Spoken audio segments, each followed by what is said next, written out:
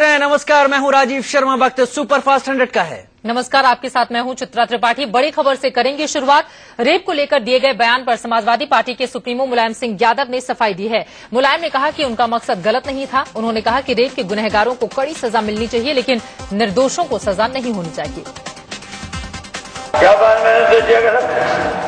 मैं पूछना चाहता हूं कि रेप के मामले में मैं बहुत खिलाफ हूं।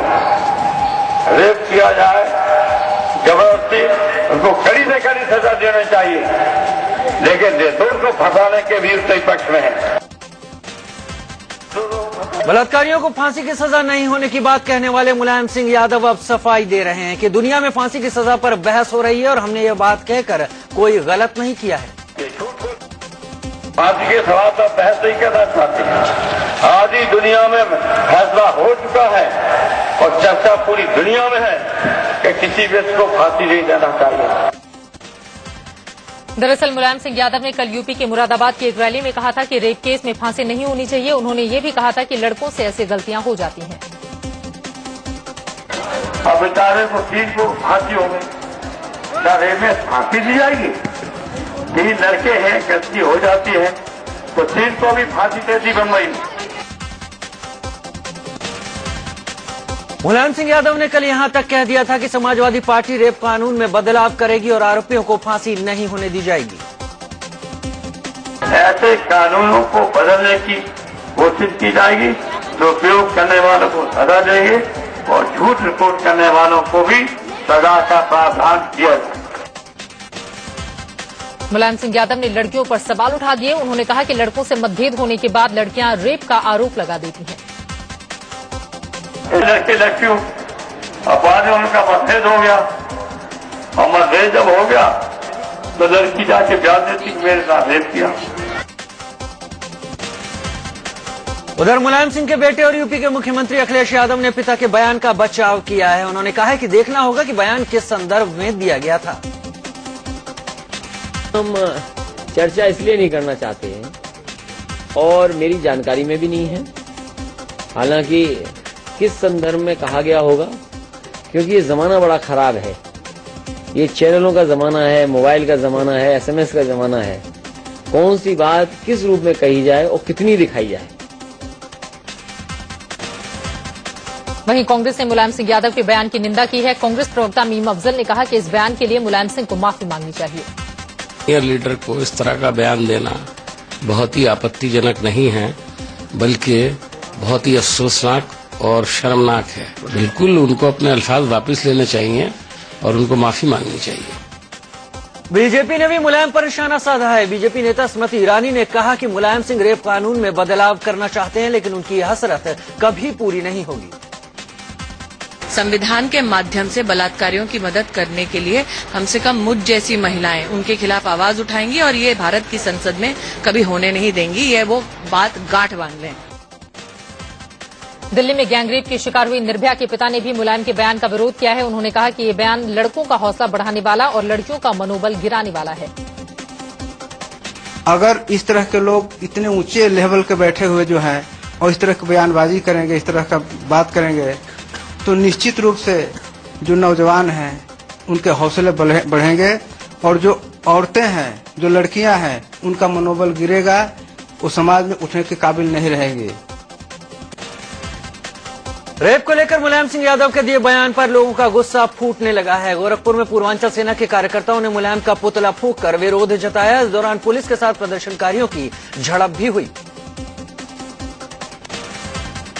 वहीं राष्ट्रीय महिला आयोग ने मुलायम सिंह यादव पर कार्रवाई करने के संकेत दिए हैं। महिला आयोग उन्हें नोटिस भेजकर उनके बयान पर जवाब तलब करने वाला है। महाराष्ट्र में समाजवादी पार्टी के मुखिया अबू आजमी ने विवादित बयान दिया है। लिव इन रिलेशनशिप पर निशाना साधते हुए आजमी ने कहा कि अगर कोई महिला किसी पुरुष से शारीरिक संबंध बनाती है तो वो भी फांसी की सजा की हकदार है, भले ही वो अपनी सहमति से पुरुष के साथ संबंध बनाए। हालांकि बाद में अबू आजमी ने अपने बयान पर सफाई देते हुए कहा, उन्होंने जो कुछ कहा वो धर्म के संबंध में कहा। लिव इन जैसे रिश्तों की इजाजत कोई धर्म नहीं देता। अगर कोई लड़की अपनी मर्जी से या जबरदस्ती किसी के साथ जाती है तो इस्लाम में दोनों को सजा दी जाती है। मैंने रिलीजन की बात की है।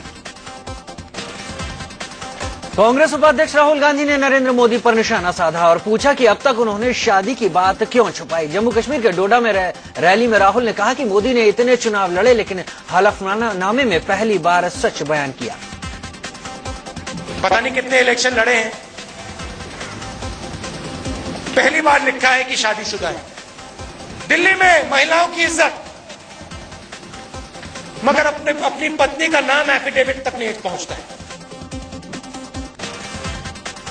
राहुल गांधी ने मोदी की शादी का मसला उठाया तो बीजेपी ने कर दिया पलटवार। बीजेपी नेता रविशंकर प्रसाद ने कहा कि राहुल इस मुद्दे पर ज्यादा नहीं बोले, नहीं तो सवाल उनके खानदान पर भी उठेंगे। पारिवारिक विषय उठाना है तो मैं बहुत जिम्मेदारी से कहना चाहता हूं, नेहरू, इंदिरा गांधी, राजीव गांधी खानदान के बहुत से पारिवारिक विषय हैं, हम कभी नहीं उठाएंगे। राहुल गांधी जी, ये हमारे संस्कार हैं। मोदी के हलफनामे में पत्नी के नाम के जिक्र को लेकर कांग्रेस में दो तरह की राय सामने आ रही है। गुजरात कांग्रेस के वरिष्ठ नेता शंकर सिंह वाघेला ने कहा है कि किसी की निजी जिंदगी पर हमला करने से परहेज करना चाहिए। मैं इतनी अपील करूंगा कि किसी की पर्सनल लाइफ में इतना न उछाले, बिना मतलब का किसी को ये लगे कि ये क्या है। मैं मेरी पार्टी या कोई भी पार्टी को ये अपील करूंगा कि इनके बारे में डीप में न जाए, ये अच्छी चीज नहीं है। बीजेपी के पीएम कैंडिडेट नरेंद्र मोदी ने हलफनामे में पहली बार अपनी पत्नी का जिक्र किया तो बवाल मच गया, लेकिन उनकी पत्नी जशोदाबेन मीडिया से दूर चारधाम की तीर्थ यात्रा पर निकल गई हैं। वो महिलाओं के एक ग्रुप के साथ धर्म कर्म के लिए निकली हैं। एक अखबार के मुताबिक जशोदाबेन ने अपने पति नरेंद्र मोदी को प्रधानमंत्री बनता देखने के लिए उन्होंने कुछ महीनों से चावल खाना भी छोड़ दिया है। वो दिन में एक ही बार खाना खाती हैं और जूते चप्पल भी पहनना छोड़ दिया है। समाजवादी पार्टी के नेता और यूपी के मंत्री आजम खान ने एक बार फिर से नरेंद्र मोदी पर निशाना साधा है। संभल में चुनावी प्रचार के दौरान आजम ने कहा कि बीजेपी दंगाई के नाम पर वोट मांग रही है। के अंदर भारतीय जनता पार्टी आज यहां आ गई कि नरेंद्र मोदी के नाम पर वोट मांगा जा रहा है, एक हत्यारे के नाम पर। आजम खान यही नहीं रुके, उन्होंने कहा कि उस नरेंद्र मोदी जैसे शख्स के हाथ में देश की बागडोर कैसे दी जा सकती है जिसने गुजरात में दंगे करवाए, जिसने तेजाब के टैंकों में तुम्हारी कौम के मासूम बच्चों को गलाया है, जिसे हाई मारा है, उसके हाथ में मुल्क दोगे। 125 करोड़ हिंदुस्तानियों का मुस्तकबिल उसके हाथ में दोगे। आजम खान ने यह भी कहा कि एक तरफ मोदी जैसे दंगाई हिंदू हैं तो दूसरी ओर मुलायम, लालू, नीतीश जैसे सेक्युलर हिंदू हैं। उन्होंने कहा कि देश को यह तय करना होगा कि दंगाई को वोट न मिले। पश्चिम बंगाल की मुख्यमंत्री ममता बनर्जी ने फेसबुक के जरिए मोदी पर हमला बोला है। ममता ने अपने फेसबुक वॉल पर लिखा कि मोदी के राज में गुजरात का कोई विकास नहीं हुआ है और दिनों दिन गुजरात की विकास दर गिरी है। नरेंद्र मोदी का भाषण आज एक साथ 100 जगहों पर सुना जा सकेगा। 3D तकनीकी के जरिए मोदी के भाषण का प्रसारण होगा। शाम 6 से 8 बजे के बीच मोदी का ये भाषण सुना जा सकेगा। राहुल गांधी ने बीजेपी पर कांग्रेस का मैनिफेस्टो चुराने का आरोप लगाया है। राहुल ने कहा कि हमने 6 महीने की मेहनत के बाद मैनिफेस्टो बनाया, लेकिन बीजेपी ने हाथ निशान मिटाकर कमल निशान लगाकर इसे अपना बता दिया। नरेंद्र मोदी पर निशाना साधने के लिए कांग्रेस ने पूर्व पीएम और बीजेपी के वरिष्ठ नेता अटल बिहारी वाजपेयी का सहारा लिया है। कांग्रेस ने अपनी वेबसाइट पर वाजपेयी की बाकायदा तस्वीर लगाई है और मोदी पर दिए उनके राजधर्म वाले बयान को पोस्ट किया है। कांग्रेस की वेबसाइट में वाजपेयी की तस्वीर लगाकर पूछा गया है कि जिस वाजपेयी ने मोदी को मुख्यमंत्री पद के लायक नहीं समझा था, क्या आप उस शख्स के हाथ में देश का भविष्य सौंप देंगे? कांग्रेस ने वाजपेयी की तस्वीर लगाकर मोदी पर निशाना साधा तो बीजेपी ने किया है पलटवार। बीजेपी नेता रविशंकर प्रसाद ने कहा कि वाजपेयी को हमेशा कोसते रहने वाली कांग्रेस अब हार के डर से उनकी तारीफ कर रही है। कांग्रेस उपाध्यक्ष राहुल गांधी ने कल राजस्थान के उदयपुर में नरेंद्र मोदी पर जमकर निशाना साधा। उन्होंने कहा कि मोदी ने आडवाणी जैसे वरिष्ठ नेता को दरकिनार कर दिया और अडानी को गले लगा लिया। राहुल गांधी यही नहीं रुके, उन्होंने बीजेपी से बाहर निकाले गए जसवंत सिंह का भी जिक्र किया और कहा कि मोदी के सामने वैसे वरिष्ठ नेताओं की कद्र ही नहीं है जिन्होंने बीजेपी को अपनी जिंदगी दी थी। बागी तेवर के चलते बीजेपी के वरिष्ठ नेता जसवंत सिंह को निकालने के बाद पार्टी ने उनके बेटे मानवेंद्र सिंह को भी बाहर का रास्ता दिखा दिया है। बीजेपी ने मानवेंद्र की प्राथमिक सदस्यता रद्द करने के साथ साथ उन्हें राष्ट्रीय कार्यकारिणी से भी निकाल दिया है। मानवेंद्र सिंह पर आरोप है कि पार्टी के मना करने के बावजूद वो अपने पिता जसवंत सिंह का प्रचार कर रहे थे। जसवंत सिंह बाड़मेर से निर्दलीय चुनाव लड़ रहे हैं, जिसके चलते पार्टी उन्हें पहले ही निष्कासित कर चुकी है। साफ सुथरी राजनीति का दावा करने वाले अरविंद केजरीवाल को दागियों और बाहुबलियों से समर्थन लेने की वो तैयारी में है। वाराणसी में उन्हें बाहुबली नेता मुख्तार अंसारी के समर्थन से कोई ऐतराज नहीं है। मुख्तार अंसारी ऐसे लोगों के समर्थन के बारे में तो आप नहीं सोच सकते ना कि अगर नहीं समर्थन सारे करें, समर्थन की क्या मैं जाऊंगा। मुख्तार अंसारी ऐसे लोगों के समर्थन के बारे में तो आप नहीं सोच सकते ना कि अगर नहीं समर्थन सारे करें, समर्थन की क्या। केजरीवाल का मानना है कि वाराणसी में मोदी को हराना उनका एजेंडा है और इसके लिए किसी का भी समर्थन उन्हें चल जाएगा। जितने भी लोग हैं नरेंद्र मोदी जी को वाराणसी से हराने के लिए और अमेठी में राहुल गांधी जी को हराने के लिए सारी ताकतें लगे। केजरीवाल को मुख्तार अंसारी के समर्थन से ऐतराज नहीं है, लेकिन आम आदमी पार्टी में से लेकर अलग अलग राय सामने आ रही है। पार्टी प्रवक्ता आशुतोष ने कहा कि मुख्तार से कोई समर्थन नहीं लिया जाएगा। मुख्तार अंसारी क्या कहते हैं क्या नहीं कहते हैं उससे हमारी सेहत पे कोई फर्क नहीं पड़ता है। मुख्तार अंसारी से किसी तरीके की कोई बातचीत न पहले कभी हुई है न बाद में कभी होगी। हमारा अपना एजेंडा है और हमारा एजेंडा है नरेंद्र मोदी को किसी भी हालत में हराना। इससे पहले बाहुबली नेता मुख्तार अंसारी ने वाराणसी से चुनाव नहीं लड़ने का ऐलान किया। कल इसकी पुष्टि मुख्तार के भाई और कौमी एकता दल के अध्यक्ष अफजाल अंसारी ने की। अभी तक ये साफ नहीं है कि कौमी एकता दल वाराणसी से किसी को कैंडिडेट बनाएगा या फिर किसी बड़ी पार्टी को समर्थन देगा। कौमी एकता दल ने कहा है कि वह 17 अप्रैल को अपनी आगे की रणनीति का खुलासा करेगा। मुख्तार अंसारी के मैदान से हटते ही सबकी निगाहें मुस्लिम वोटरों पर टिक गई हैं। मुख्तार के भाई अफजाल अंसारी ने इससे पहले कहा था कि सभी पार्टियों को मिलकर मोदी के खिलाफ कोई एक कैंडिडेट उतारना चाहिए। क्या मुख्तार का नहीं लड़ने का ऐलान इसी रणनीति का हिस्सा है? आम आदमी पार्टी के संयोजक अरविंद केजरीवाल ने पहली बार माना कि दिल्ली की सत्ता छोड़ना उनकी बड़ी गलती थी। अंग्रेजी अखबार इकोनॉमिक टाइम्स को दिए इंटरव्यू में केजरीवाल ने कहा कि उन्होंने इस्तीफा देने में जल्दबाजी की और जोश में आकर इस्तीफा दे दिया। केजरीवाल ने अखबार को दिए गए इंटरव्यू में कहा कि मुझे कुछ और दिन लेना चाहिए था, उसके बाद सरकार छोड़ी जा सकती थी। हमारे फैसले और जनता के बीच संवाद में कमी की वजह से बीजेपी कांग्रेस ने हमारे बारे में झूठी बातें फैलाई।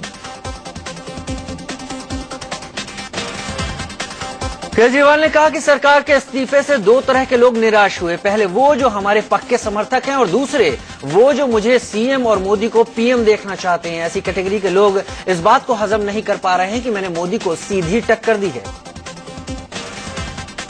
एक तरफ केजरीवाल मुख्यमंत्री पद छोड़ने को जल्दबाजी भरा फैसला बताते हैं तो वहीं दूसरी ओर इसे त्याग बताते हुए अपनी तुलना भगवान राम से कर रहे हैं।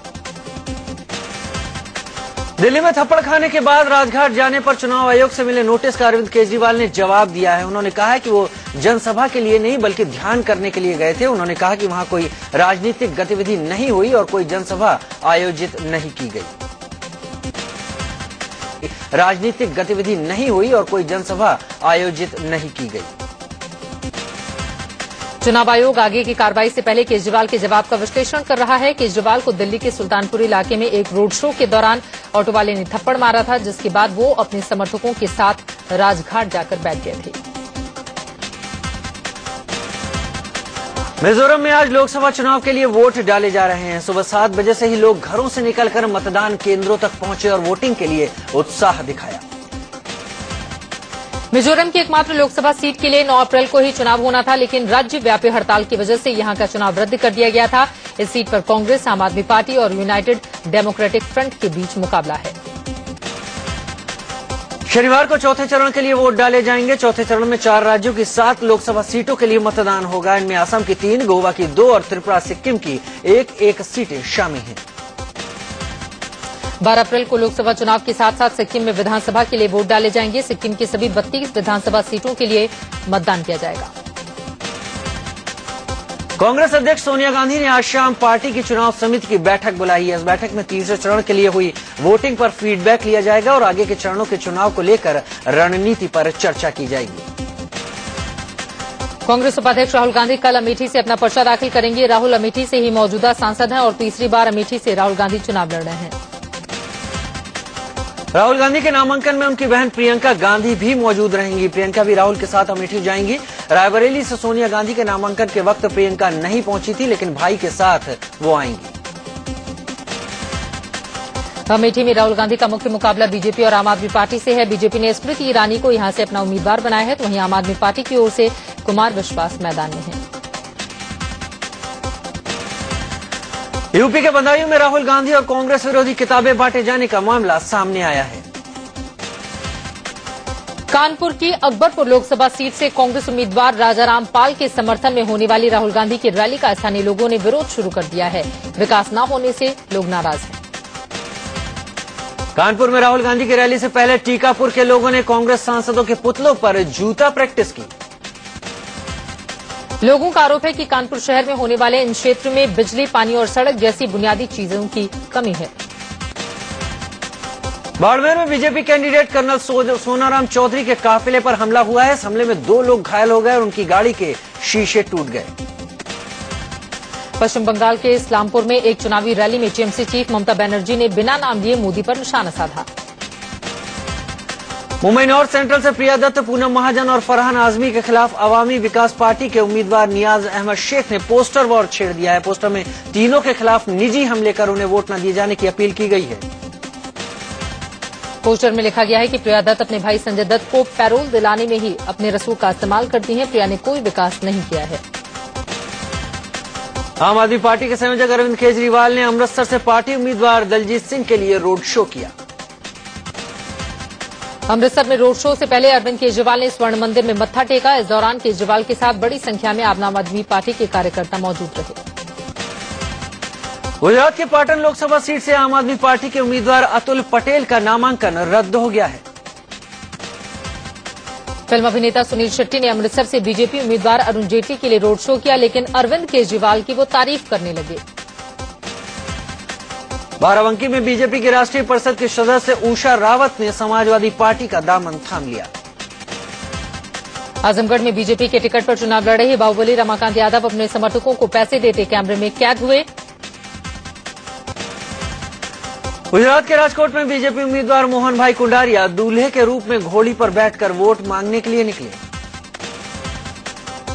और वहीं दूसरी तरफ सुप्रीम कोर्ट से गुजरात के मुख्यमंत्री नरेंद्र मोदी के लिए अच्छी खबर है। सुप्रीम कोर्ट ने 2002 गुजरात दंगों में नरेंद्र मोदी को क्लीन चिट देने वाली एसआईटी जांच पर सवाल खड़ा करने वाली याचिका पर सुनवाई से इनकार कर दिया है। सुप्रीम कोर्ट ने नई एसआईटी बनाने की याचिका भी खारिज कर दी। हाईकोर्ट से जमानत की अर्जी खारिज होने पर तरुण तेजपाल ने अब सुप्रीम कोर्ट का दरवाजा खटखटाया है। दिल्ली में नर्सरी एडमिशन की प्रक्रिया एक बार फिर से रुक गई है। सुप्रीम कोर्ट ने नर्सरी दाखिलों पर रोक लगा दी है। दरअसल दिल्ली हाईकोर्ट ने 27 फरवरी से पहले हुए ड्रॉ के आधार पर दाखिले के आदेश दिए थे और ट्रांसफर केसों की सुनवाई 16 अप्रैल को तय की थी। सुप्रीम कोर्ट बीसीसीआई की उस अर्जी पर अब 16 अप्रैल को सुनवाई करेगा, जिसमें बोर्ड ने आईपीएल फिक्सिंग से जुड़े बयान के टेप और ट्रांसक्रिप्ट मांगे हैं। चुनावी सरगर्मी के बीच पटना में एक कार से 1 करोड़ रुपए कैश बरामद होने से हड़कंप मच गया। हालांकि हिरासत में लिए गए लोग खुद को एक निजी सिक्योरिटी एजेंसी का कर्मचारी बता रहे हैं। वहीं पुलिस का कहना है कि 1 करोड़ की नकदी बिना किसी सुरक्षा व्यवस्था के एटीएम में ले जाए जाने की बात गले नहीं उतरती। झारखंड के गुमला जिले में उस समय हड़कंप मच गया जब चुनाव ड्यूटी पर तैनात इंडिया रिजर्व बटालियन यानी कि आईआरबी के एक जवान ने अपने 3 साथियों को गोली मार दी। घटना के बाद आरोपी जवान अपनी राइफल लेकर भाग गया। बाद में उसने मेदिनीनगर पुलिस थाने में अपने हथियार सहित समर्पण कर दिया। यूपी सरकार के 2 फरार मंत्रियों जयशंकर पांडे और लीलावती कुशवाहा ने आज फैजाबाद की एक अदालत में सरेंडर कर दिया। कुछ दिन पहले इंडिया न्यूज ने खबर दिखाई थी कि पुलिस भले ही इन 2 फरार मंत्रियों को ना तलाश कर पा रही हो, लेकिन कैसे ये होटल में मजे से रह रहे थे। और वहीं दूसरी ओर मध्य प्रदेश में गुंडे बदमाशों पर वर्दी का कहर जारी है। इंदौर में एक बार फिर से पुलिस ने गुंडों का जुलूस निकाला। इंदौर के चंदन नगर इलाके में पुलिस ने 4 बदमाशों का सरेराह जुलूस निकाला और उन पर जमकर लाठियां बरसाईं। पुलिस ने इन 4 बदमाशों को सरेराह बीच सड़क पर उठक बैठक भी करवाई। पुलिस ने इतने पर ही बस नहीं किया, गली गली घुमाकर इन बदमाशों से पुलिस ने जनता से माफी भी मंगवाई। दिल्ली मेट्रो में आज बड़ा हादसा टल गया। घिट्रोनी मेट्रो स्टेशन पर मेट्रो में पहले शॉर्ट सर्किट की वजह से धमाका हुआ, उसके बाद कोच में आग लग गई। हादसे में 2 लोग घायल हुए हैं। मुंबई के लालबाग में जूते के गोदाम में आग लगने से लाखों का नुकसान हो गया। दिल्ली के नन्नगरी में एक शख्स की गोली मारकर हत्या कर दी गई। पुलिस मामले की जांच कर रही है। दिल्ली के राजपथ पर 2 कारों की जबरदस्त टक्कर में 3 लोग बुरी तरह से जख्मी हो गए। मध्य प्रदेश के छतरपुर में दिल दहला देने वाली वारदात सामने आई है। यहां के नौगांव में एक शख्स ने घर में घुसकर लड़की से रेप किया और फिर उसके शरीर पर तेजाब डाल दिया। अभिनेता अभिषेक बच्चन ने जुलाई अगस्त में होने वाली आईपीएल शैली की प्रस्तावित प्रो कबड्डी लीग की जयपुर फ्रेंचाइजी को खरीदा है। T20 लीग के 7वें टूर्नामेंट के उद्घाटन में कोई भव्य समारोह नहीं होगा, हालांकि शाही डिनर का इंतजाम जरूर किया जाएगा। अमेरिका की पूर्व विदेश मंत्री हिलेरी क्लिंटन पर जूता फेंकने का मामला सामने आया है। हिलेरी क्लिंटन को निशाना बनाकर जूता फेंका गया था, लेकिन गनीमत रही जूता उन्हें लगा नहीं। इजरायल ने आतंकियों पर नजर रखने के लिए एक जासूसी सैटेलाइट को लॉन्च किया है। लंदन से मुंबई आ रहे एक जेट एयरबेस का संपर्क कुछ देर के लिए टूट जाने से हड़कंप मच गया। सीरिया में हुए 2 कार बम धमाकों में कम से कम 25 लोगों की मौत हो गई। सामाजिक कार्यकर्ता संपत देवी पाल की जिंदगी पर बनी डॉक्यूमेंट्री फिल्म गुलाबी गैंग 14वें न्यूयॉर्क भारतीय फिल्म महोत्सव में दिखाई जाएगी। रागिनी MMS2 की कामयाबी के बाद अब अभिनेत्री सनी लियोनी ने छोटे पर्दे पर आने का फैसला कर लिया है। मशहूर फिल्म डायरेक्टर आशुतोष गोवारिकर ने एक बार फिर से छोटे पर्दे का रुख किया है। शरद चंद्र के मशहूर उपन्यास देवदास पर एकता कपूर अब सीरियल बनाने की तैयारी कर रही हैं। मुंबई में हीरोइन दीपिका पादुकोण ने अपने फैंस के साथ रैंप पर कैटवॉक किया। सुभाष घई के डायरेक्शन में बनी फिल्म कांची का नया गाना रिलीज हुआ है। आज की रात थोड़ी स्पेशल बनानी। इसी खबर के साथ सुपरफास्ट 100 में फिलहाल इतना ही। इंडिया न्यूज पर खबरें जारी हैं, आप कहीं मत जाएगा।